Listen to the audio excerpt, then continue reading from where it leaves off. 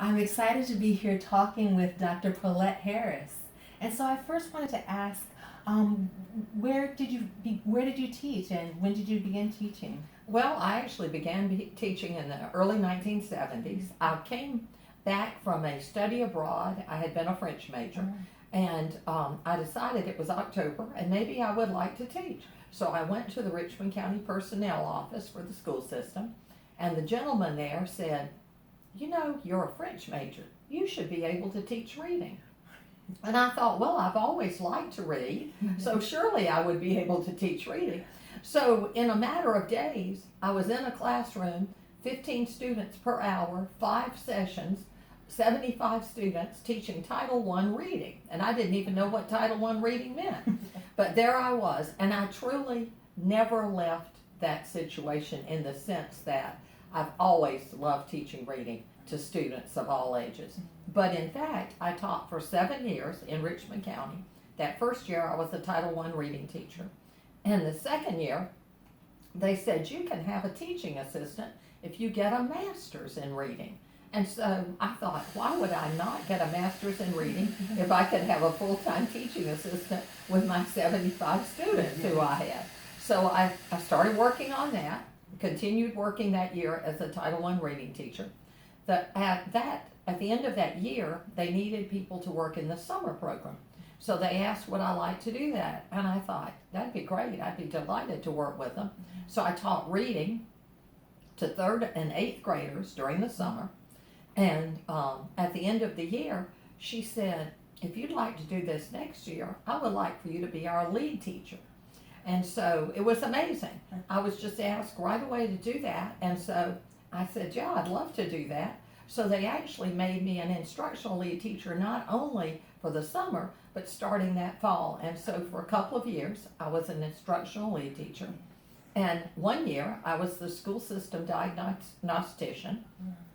And the last couple of years, I was an assistant principal. So I worked primarily with students between 3rd and 8th grade. I see. And in what ways were you involved with the union when you were a teacher? From the very first day that I was in the school, someone suggested to me that the National Education Association is something I should join, primarily because of teachers, particularly new teachers, needing, if anything were to occur, that you would have an organization to back you up where your tort insurance would be there, and if you needed them, there they were. Well, fortunately, and I finished teaching 40 years last week, I have never had to use tort insurance, but I've gotten many, many benefits, and I'm still a member of the National Education Association. Oh, okay. And can you describe some of the other benefits you've gotten from participating in the union? Well, one of the best, I think, is that they always have resource people available where you can get assistance. If you have a topic you're about to teach and you need more information, they will look it up. I have written many grants and received funds from my classrooms, all the way from an elementary, middle school, up to through the university level from NEA. They have a number of benefits.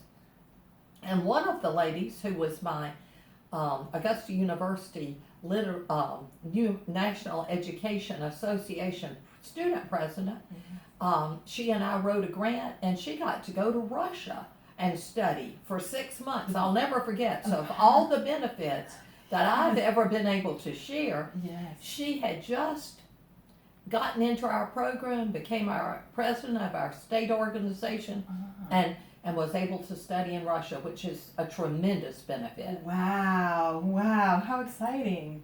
Can you tell me a little bit more about the Student National Education Association? We have an organization here, and it's been on our campus. Actually, when we started talking about this, I looked up their charter, and it's been at what was Augusta College, Augusta State University, Georgia Regents University, and now Augusta University since 1959. Wow. Apparently, when Augusta College first had a Department of Education, the National Education Association student chapter was formed right here. And so it's been here all those years. Okay. And One criticism of unions is that they make it harder to fire teachers who may not be teaching well. What is your opinion on that? Well, I feel and still feel as strongly as I did from the first day I taught that there are benefits to teachers having tenure.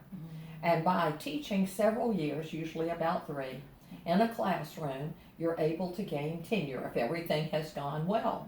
Well, I would hope that everything will continue to go well beyond that 3rd year, and having teacher tenure allows the teacher to feel more secure in jobs that they have at the school. Just with all those jobs I told you I had, I wasn't hesitant to become a diagnostician for the school system because I had tenure, or I wasn't hesitant to be an assistant principal because I had tenure. And so I have always found that having that tort insurance and getting tenure keeps you, as a teacher who is doing well, feeling that you're very confident in that teaching. Now, I know there have been atypical situations where sometimes individuals do have problems with their teaching, and sometimes they're beyond even problems that we imagine. And in those cases, they do have organizations like the National Ed Association, which says, well, we'll come in with our attorney and protect you. Whether we support you or not, we will look at it and you'll have somebody on your side. And I know things like that happen, but I have never felt that having tenure as a teacher was a negative aspect. Okay, yes. And so, is there anything else you'd like to share with future educators? Well, I would just say that start building your leadership opportunities early.